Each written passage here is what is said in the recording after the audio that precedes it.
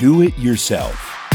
Today we're going to tell you how to quickly and easily install the L-RF-AG grill.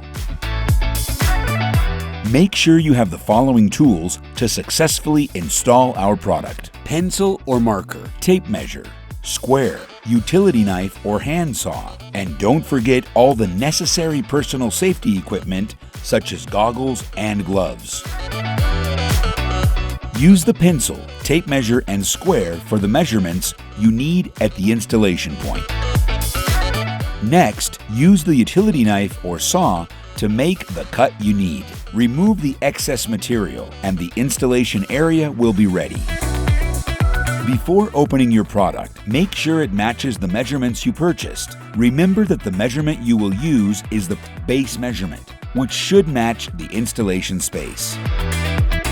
Remove the product from its package and use the fastening screws to install it. Ensure that you tighten the screws using a screwdriver according to the desired product position. If necessary, apply silicone around the product's edge to prevent possible leaks.